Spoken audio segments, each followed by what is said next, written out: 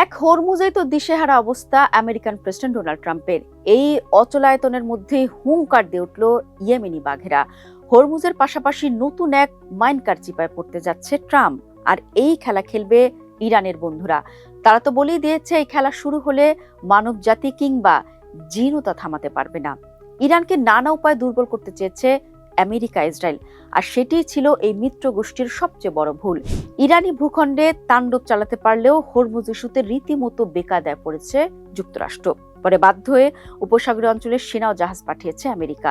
আর এখানেই নতুন আরেক ফাঁদের মুখে মার্কিন প্রশাসন, যাকে বলে মরার উপর খাড়ার ঘা।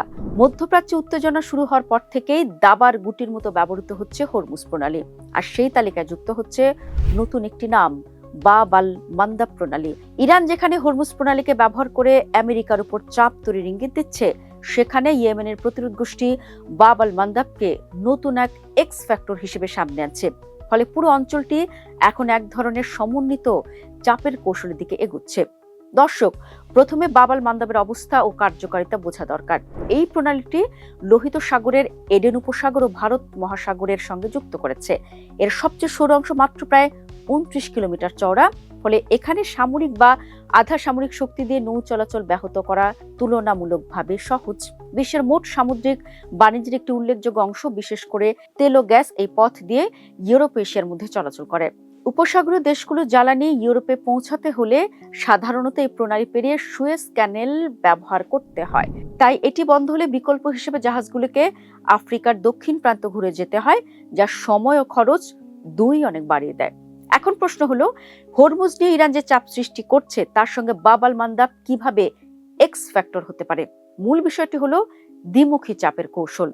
ইরান যদি হরমুজ প্রণালীতে উত্তেজনা তৈরি করে এবং একই সময় ইয়েমেনের প্রতিরোধ যোদ্ধারা বাব আল মান্দাবকে ব্লক করে দেয়, তাহলে মধ্যপ্রাচ্যের দুটি প্রধান জ্বালানি রুট একসঙ্গে ঝুঁকির মুখে পড়বে।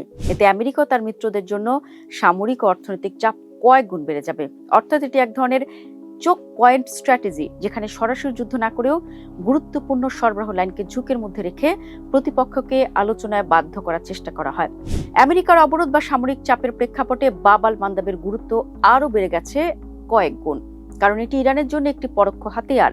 ইয়েমেনের প্রতিরোধ যোদ্ধারা সরাসরি ইরানের অংশ নয়, কিন্তু তাদের সঙ্গে ঘনিষ্ঠ সম্পর্ক রয়েছে।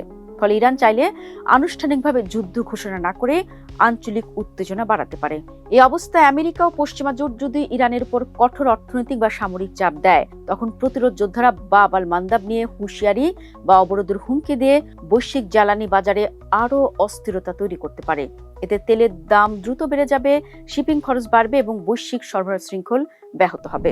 আরেকটি গুরুত্বপূর্ণ দিক হলো মনস্তাত্ত্বিক ও কূটনৈতিক প্রভাব। ইয়েমেনের প্রতিরোধ গোষ্ঠীদের উপপররাষ্ট্রমন্ত্রী আল এডজির বক্তব্য, মানবজাতীয় জিন মিলেও এটি খুলতে পারবে না, আসলে বাস্তব সামরিক সক্ষমতার চেয়ে বেশি একটি বার্তা। এটি দেখায় যে তারা প্রণালীটিকে কেবল সামরিক নয়, রাজনৈতিক চাপ তৈরির হাতিয়ার হিসেবেও ব্যবহার করতে চায়। এ ধরনের বক্তব্য আন্তর্জাতিক বাজার ও বিমা কোম্পানিগুলির মধ্যে ঝুঁকির ধারণা বাড়িয়ে দেয়। ফলে জাহাজ চলাচল কমে যায় বা খরচ বেড়ে যায়, এমনকি পুরোপুরি বন্ধ না হলেও কার্যত এর প্রভাব তৈরি হয়। সব মিলিয়ে হরমুজ ও বাব আল মান্দাব এখন একই কৌশলগত সমীকরণের দুই প্রান্ত, একটি সরাসরি ইরানের নিয়ন্ত্রণে, অন্যটি তার মিত্র গোষ্ঠীর প্রভাবাধীন। এই দুই প্রণালীকে একসঙ্গে ব্যবহার করার সম্ভাবনায় মধ্যপ্রাচ্যের বর্তমান ভূ রাজনীতিতে সবচেয়ে বড় উদ্বেগের জায়গা।